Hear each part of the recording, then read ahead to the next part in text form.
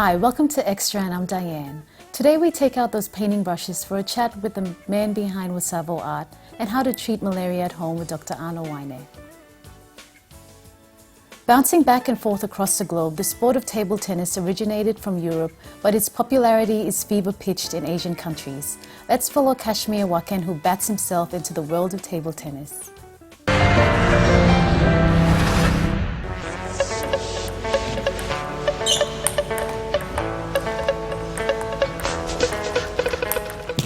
Table tennis, also known as ping pong, is a sport played by 2 to 4 players. Table tennis originated in England at the end of the 19th century. The name ping pong itself was derived from the sound that came from hitting the ball.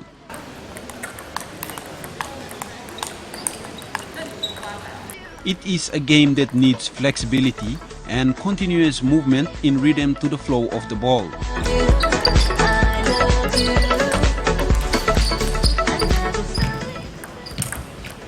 Well, you can see the table tennis is a very interesting game. Just like a tennis, it is on the table. It is small, but it's speedy. So we need a lot of fast reactions. And in China, we call ping pong. Like all sports, there are rules you have to follow. Table tennis has its rules set by the International Table Tennis Federation, or ITTF, the governing body for all table tennis associations in the world. Not only is the game easy to learn, but it is also extremely fun and requires little financial investment or space. All you need is a table, a net, a ball, and a racket to get started. You can play anywhere, at any time, and just a couple of hours a week hitting that little white ball around can do wonders for your fitness. I take this opportunity to appeal more business houses to come on board to support our game and more sponsorship to come. And I hope one day we can have some top players.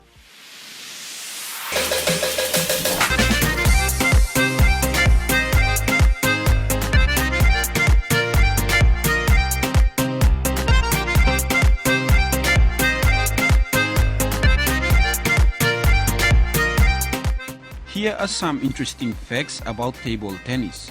It is the most popular racket sport in the world and ranked second overall in terms of participation. Over 10 million players compete in sanctioned tournaments each year.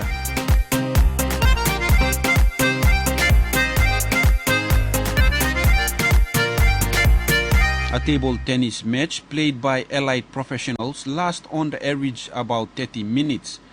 Top players often smash the ball at speeds exceeding 100 miles per hour.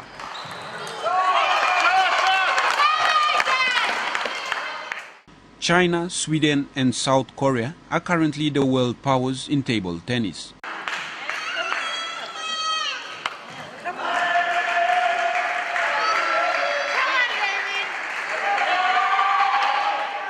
Well, so far the most interesting part I think is coming from Tupusari and Hanobara, for example. I just noticed there's one very talented player, very young, 15 years old Ali, and from Hanobara. I'm very proud of him. I'm sure he will be one of the best in Papua New Guinea.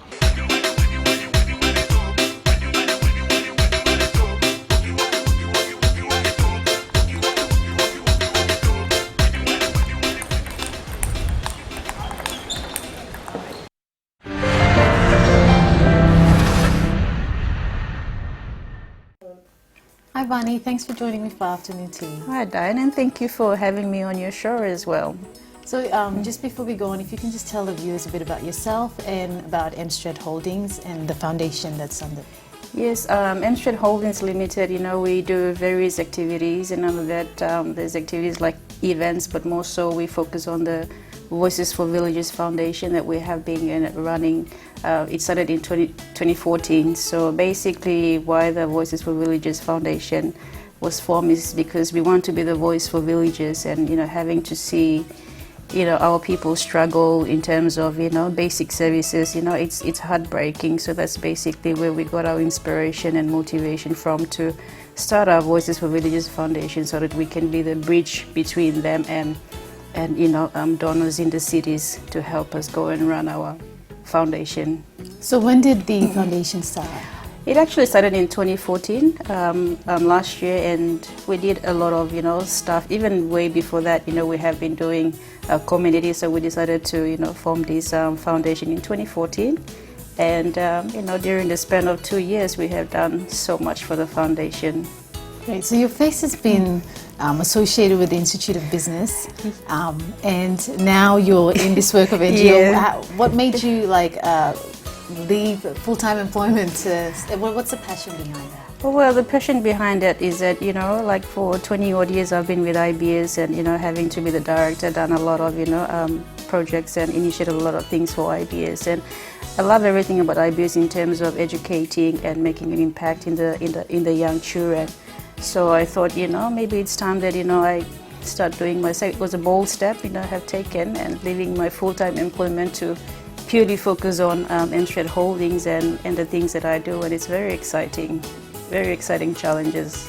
So I was going to ask, what has been some of the challenges? Well, basically, running your own business too, it becomes a lot tough when you knock on doors. Sometimes people shut you out, but we're very, very grateful for our good stakeholders who have been supporting our foundation, for the villages as well. So how can the people of Papua New Guinea benefit from your foundation? If you could just say some of the arms of the work you do and some of the success basically, Voices for Villages Foundation focus on, I think, 5 key areas. One is education, and we have built classrooms for Babaka village for rural primary school in 2013, and we opened in 2014. And we have been also running our medical mission that we take with our doctors here from Philippines. We've been going around the villages, even in the cities as well, giving them free medical services as well. And of course, feeding homeless kids. What else? Helping the youths, they're in drugs, so we actually, help them to start something for themselves in the villages. And basically, and water projects, sanitation and solar power, and other activities that is related to our vision and passion as well. So we've done a lot with our Voices for Villages Foundation. Wow, it's amazing work you're doing. Where do you see yourself in 5 years? Oh, where do I see ourselves in 5 years? Basically, maybe our foundation will grow so we can be able to help a lot of people, not only in here, but also around PNG as well. So we look forward to building the foundation. And I think, having to have a successful foundation, you have to have a good governance for it. So at least we can be able to attract, donors to help us, help us to actually help the community.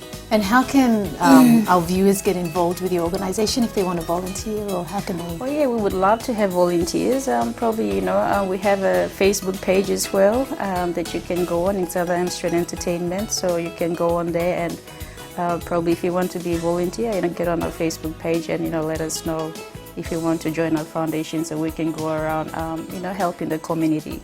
Great. And what are your plans for this year with the foundation? Well, plans for this year, we have, of course, our medical mission continues. We go around the villages to provide free medical services for children and adults. And of course, a big project this year is to build double classroom for Kamali village. Because, when you go around, education is important, and education is knowledge. And when you go around the villages, your heart breaks.